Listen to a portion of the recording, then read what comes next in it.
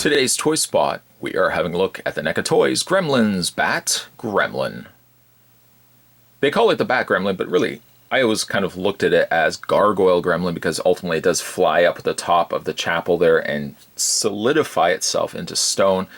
I just kind of always thought of it as more the Gargoyle Gremlin, but I guess that would have made no sense because the Gremlin would not have been able to drink Gargoyle actual solution to turn into this.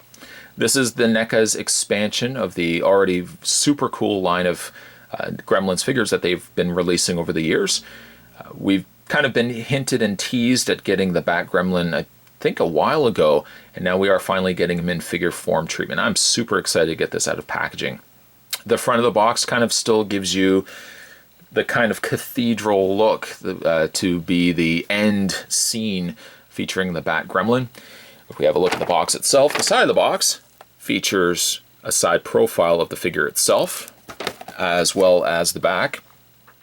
A read-up says, the detailed recreation of the puppet scene in Gremlins 2 The New Batch is fully articulated, including hinged ears, hinged jaw, ball-jointed arms and elbows, and bendable wing structure that allows the wings to spread open and fold close. The Bat Gremlin's wingspan is nearly 18 inches across when fully unfurled. Includes flight display stand for hovering or flying poses. To check out more from the folks over at NECA, you can go to www.necaonline.com. And Spot's going to take a break, get this opened up, and when we come back, we're going to get a better look at the Gremlins Bat Gremlin. There's more heading your way, guys. Don't go anywhere. Stay tuned. For the beginning end of this review, Spot actually has taken the clear clipped stand that comes included with the Bat Gremlin, and I've attached him so you can see how to get him in flight pose. I guess presumably you could actually have put the clip, possibly, I don't think there would have been a way to attach the clip the other way around his back, to which you could have actually had him flying that way, but it seems like the most easiest way to get it on him is attaching it from the front. I'm a little, I don't know if I'm crazy about the fact that the clip is clear, as I do worry about the longevity of it, but at least it doesn't seem like you have to stretch the clip at all to get it around his waist, so at least that's good. Because he is also so very small-legged and he's got large wings, getting him to properly stand on his own is a little difficult. So more inclined, I probably will be displaying him with the display stand you see right here. Let's go ahead and take that off for a second. We'll just put that right there. And we'll get a better look at the Bat Gremlin. He turned out really good. I really ended up liking this guy when I get him out of packaging. I think he turned out quite well. Paint is very good, as to be expected with a lot of the NECA Gremlins pieces. They never disappoint when it comes to Gremlins stuff. He's superposable, as you would expect as well. I guess one thing, the wings, you might find yourself, the wings are wire framed, but the wire frame I think only extends to about that section right here. And it doesn't appear, from at least what I'm seeing here, it doesn't appear like the wings are pliable, at least wire framed, from the extensions of the fingers down here. It only appears like perhaps the wire frame is only in the hand and the longest finger. So you have to, I found myself doing this a lot of times when I got it out of packaging, just kind of squishing the wings, getting them out of the warped state that they were in when when they were inside the package.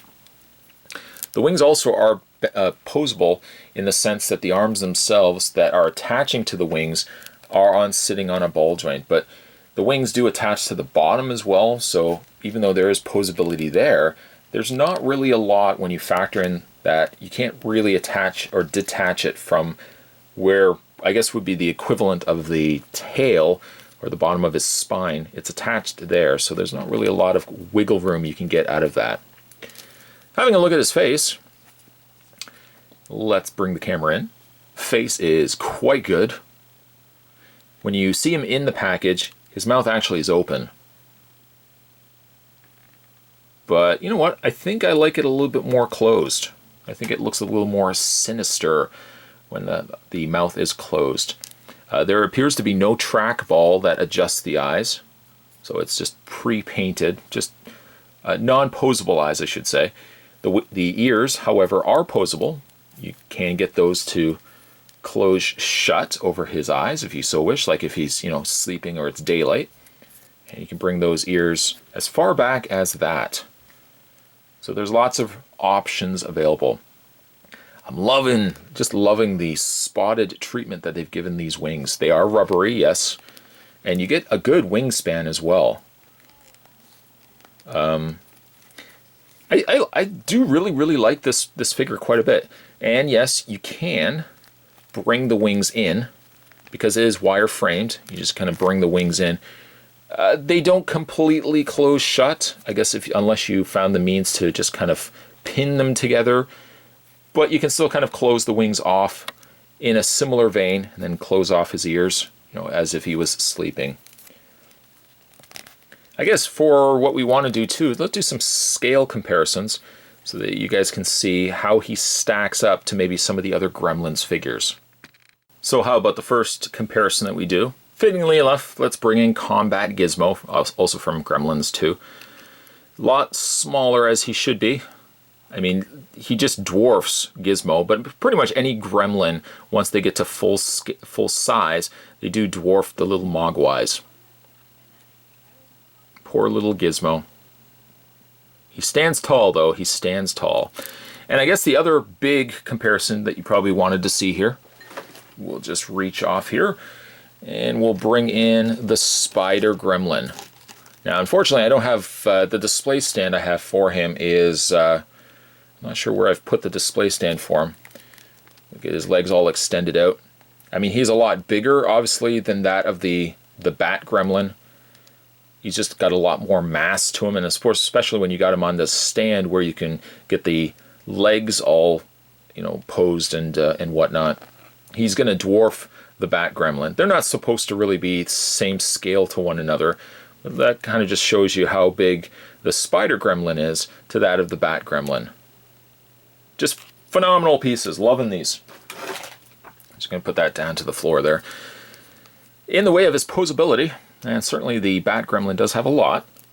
His head is on a ball joint for starters, and that's only starters. He has the the ear articulation that we've already discussed. Hinge in the mouth. His neck also is on its own ball joint. He's got hinged shoulders. Arms rotate back and forth. He has a bend in the elbow. Rotates the forearm. He also has a rotation in the wrist.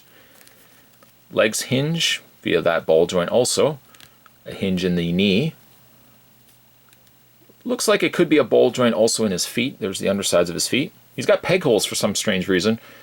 I guess if you had the means to, because I'm looking at the display stand, let's look at the clear stand. There's no pegs actually on them that you could have attached to this guy without the use of the clip at the top there. And then as we've already discussed, there's a ball hinge in the wings, though you can't really do too much with them. And then that wire frame that extends out from the wings themselves. If you're a fan of Gremlins, especially Gremlins 2, which I think, still to this day, I think Gremlins 2 is one of the better sequels out there for movies. It doesn't get nearly as much love as it really should. Gremlins 2 was, I think, a really fitting. It transitioned from Gremlins 1 to Gremlins 2 in a normal way, in a healthy way. It adds to the characters. It brings in new characters. I don't really think there's much wrong with Gremlins 2. Of course, also, you start bringing in the really cool made-up Gremlins in the movie. And I think Gremlins 2, really, to the new batch, still to this day, is one of the better sequels out there. But if you're, as I was saying, if you're a fan of Gremlins 2, I really would suggest picking this figure up. He's a little bit more expensive than the regular, the Mogwais and the other Gremlins, but because you're getting so much more Gremlin to go for as well, the inclusion of the extra wings, the waist clip, you can get him a flight pose. He really is a great looking figure. Today's toy spot, we were looking at the NECA Toys, Gremlins 2, the new batch, the Bat Gremlin. Stay tuned, guys. Spot's going to have more toy spots heading your way. As always, thanks for watching. See you next time.